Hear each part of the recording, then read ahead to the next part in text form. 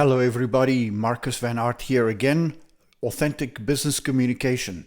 The last time I spoke with you, I chatted with you about curveball questions, and the first one that we addressed was tell me about yourself.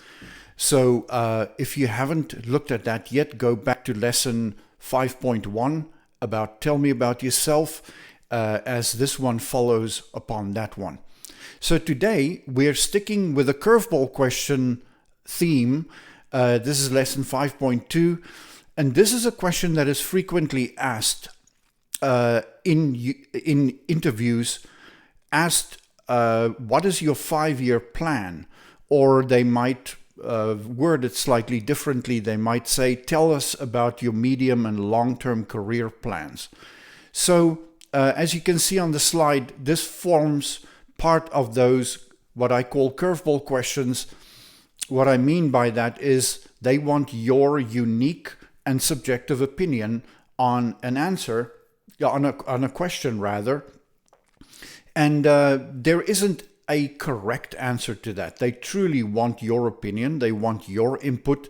They want to see how you view your career plans going forward, right? So when we deal with these kinds of curveball questions, we would be well served if we think first about what is the question behind the question. Because if you can figure out what the motive is behind the question, you also are better equipped to answer and give an intelligent view of your own thoughts, right? So as you can see on the slide, I'm talking about this is where you need to start thinking before you answer such a question. Think about what is the question behind the question. In this case, it could reflect their desire to retain talent. Number one, they don't want to just hire you and then you run out of steam in this position, and then they lose you and they've got to rehire again. So there's a talent retention theme.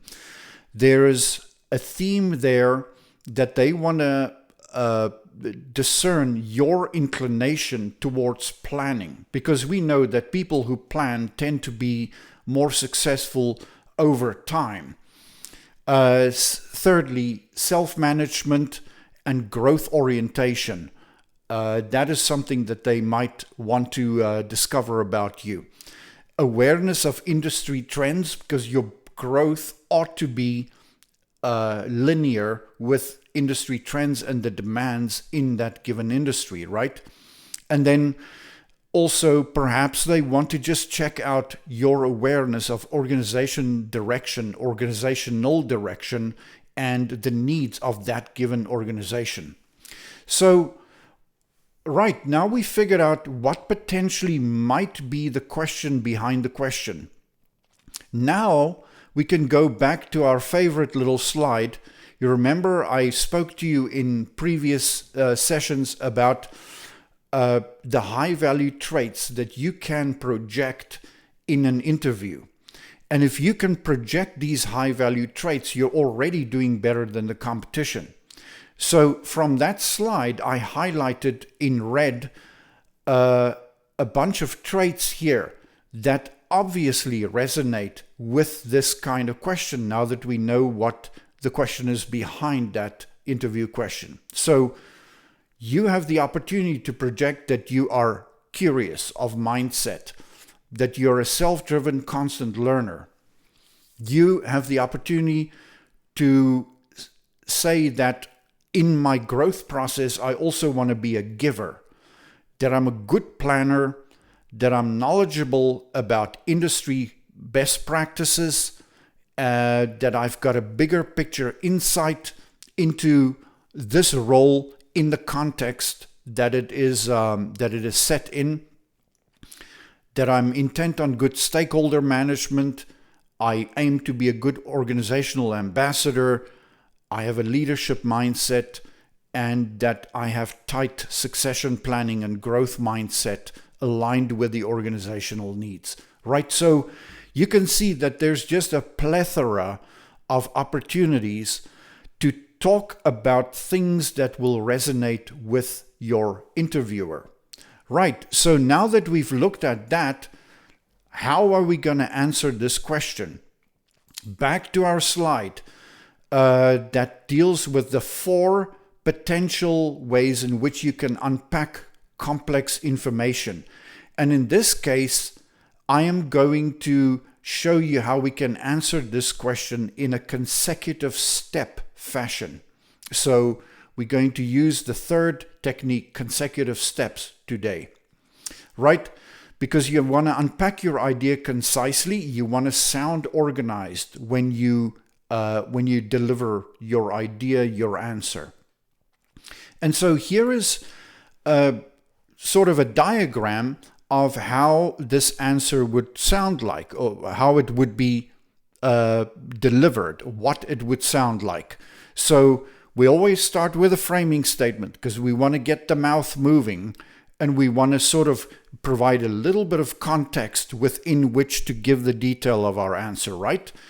And then we're going to go step 1, which represents short term, step 2, which represents medium term, and step 3, which represent long term in our 5-year plan, right? So framing statement, step 1, 2, and 3, nice and concise and in a consecutive order. So a framing statement might sound something like this. Thanks, Trevor. I actually give this issue quite a bit of thought. And for me, it's important to join the right organization where I can both contribute in the moment and grow towards my own full potential. Right? So that is a cool way of entering this argument or this statement. Here's another one. Thanks, Joseph. I was hoping that we would discuss this. To me, this potential role is not merely a job, but instead I see it as the perfect starting point for a long-term future with a great organization, right? So you're telling the person that your mindset is not just that of a role, a job, and a paycheck, so to speak, but that your mindset is career-oriented with the right organization. You're signaling very strongly what kind of a caliber of candidate you are. Third one, thanks, Elaine. If you'll allow me, I think it would make best sense to divide my answer into 3 stages: short, medium, and long term. Oh, wow. In this framing statement, what you're doing is you're actually telling them how you're going to unpack your thoughts, right? Folks, a framing statement is of tremendous value. I find that if I can start my argument well, the body of the argument flows very naturally too.